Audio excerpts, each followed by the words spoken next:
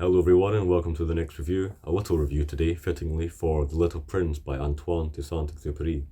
A wonderful book filled with universal themes.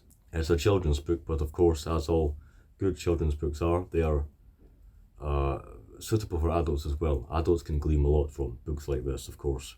After crash landing in the Sahara Desert, a pilot encountered a little prince who was visiting Earth from his own planet.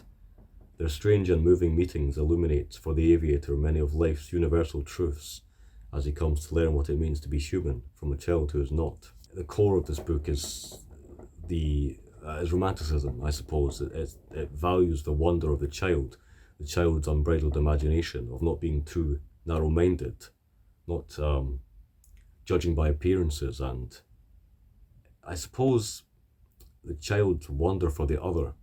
And indeed, I actually read this book after reading Non-Things by Byung-Chul Han, and he includes an analysis which I'll read later on about The Little Prince. So just to set the scene, I'd like to read the first couple of pages. When I was 6 years old, I came across a beautiful picture in a book about the jungle called True Stories. It showed a boa constrictor swallowing a wild animal. This is what it looked like, and he shows an illustration. In the book it said boa constrictors swallow their prey whole without chewing it. Afterwards they are unable to move, then they sleep for 6 months while they digest. That set me thinking about all the things that go on in the jungle, and with a crayon I did my first drawing. I called it drawing number 1. It looked like this. I showed my masterpiece to the grown-ups and asked if they found it scary. They answered, "What's scary about a hat?" But my drawing was not of a hat, it was of a boa constrictor digesting an elephant. So then I drew the inside of the boa to help the grown-ups understand. They always need explanations. This is what my drawing number 2 looked like. The grown-ups told me to forget about drawing elephants inside boa constrictors and to concentrate instead on geography, history, arithmetic and grammar, which is why at the age of 6, seeing as my drawing number 1 and my drawing number 2 had been such a disaster, I gave up on a glorious career as an artist. Grown-ups never understand anything on their own, and it's a nuisance for children to have to keep explaining things over and over again. And he goes on to say that he becomes an aviator. Over the years I have met lots of sensible people and spent a lot of time living in the world of grown-ups. I have seen them at close quarters, which has done nothing to change my opinion of them. Whenever I met a grown-up who seemed fairly intelligent, I would test him with my drawing number 1, which I've always kept, to find out if he really was perceptive. But he would always reply, "It's a hat." So instead of talking to him about boa constrictors or the jungle or the stars, I'd come down to his level and discuss bridge, golf, politics and neckties. And the grown-up would be delighted to meet such a reasonable man.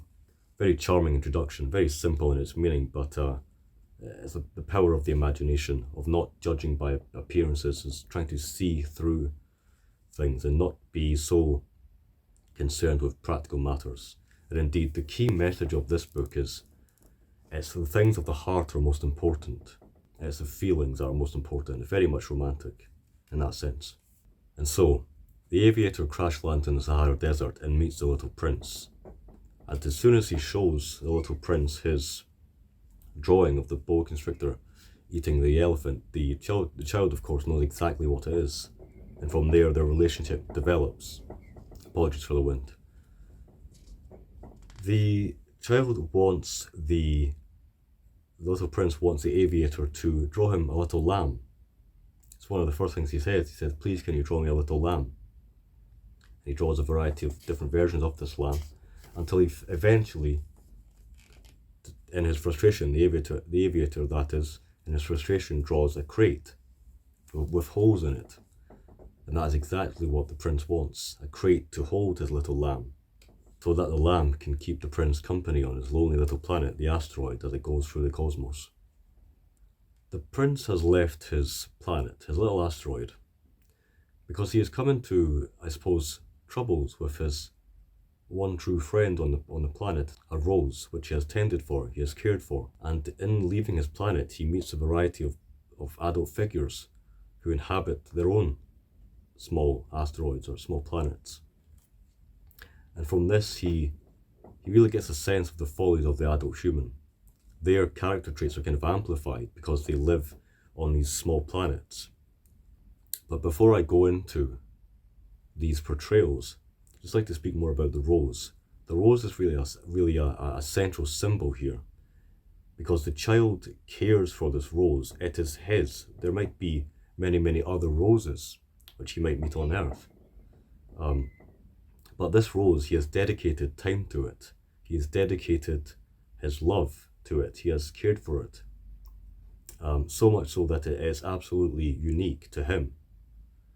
And this is a lesson that Prince learns, even though he has struggled with this rose that can actually speak and converse with him, and might be vain and might be showy and might even indeed exhibit some of the negative qualities of the adult human. He still loves it, and he wishes to return with this newfound appreciation for the rose. And indeed, the rose really takes on the quality of the thing as opposed to the non-thing. Han, in his book Non-Things, says, "The little prince makes time for his rose by listening to her. Listening is directed at the other. True listeners expose themselves to the other without reservation. Without exposure to the other, the I raises its head again. The metaphysical weakness for the other is constitutive of the ethics of listening, which is an ethics of responsibility. The strengthening ego is incapable of listening because everywhere it hears only its own voice." And so eventually, I would just say that the aviator becomes to realize the importance of the symbol of the rose. So the little princess burst into tears. He was too choked to utter another word. He burst into tears. Night had fallen. I put down my tools. I no longer cared about my hammer or my bolt, being thirsty or dying. He's trying to repair his plane. There was a star, a planet, mine, Earth, and a little prince who needed comforting. I put my arm around him and cradled him, saying, "The flower you love isn't in any danger. I'll draw a muzzle for your little lamb. I'll draw some protective netting for your flower." I was at a loss for words. I felt very clumsy. I did not know how to reach out to him. The world of tears is unfathomable. The aviator, over time, he's too concerned with serious practical matters, trying to get home, trying to fix his plane. But over time he comes to realize the symbol of the rose and why the prince is so concerned about it. In one of the major sections of the book, as I mentioned previously, the prince regales some of his history, and we learn that he has travelled many different planets, and he meets figures on these planets who kind of amplify human folly. He meets, for example, a king who reigns over nothing on this planet. He says that he commands the stars, but the stars are going on their own course.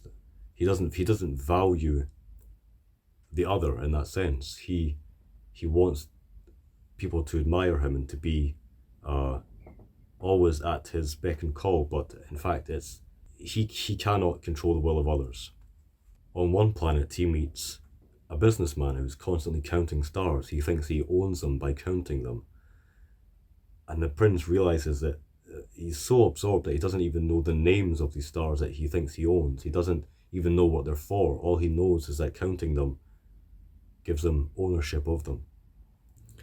And eventually he comes to Earth. The little prince comes to Earth and meets the aviator. But before that he meets a fox who's also in need of a friend as well. The book is very much about loneliness and relationships. And the fox wants the prince to tame him. He says that to be tamed is to enter into a more full relationship.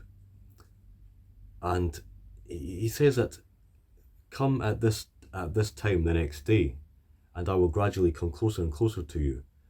We don't need to speak words, and there will be a kind of a stronger connection.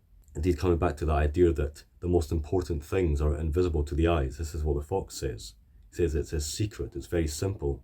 You only see clearly with your heart. There's no need to say words in many cases. Silent attentiveness, fearless receptivity, things like this.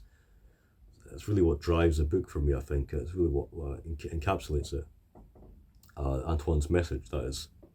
And so as the relationship between the little prince and the fox develops, that is how the prince comes to see his own rose on his own planet as being unique, and why he wants to actually go back and tend for it. although he has in the past had troubles with it.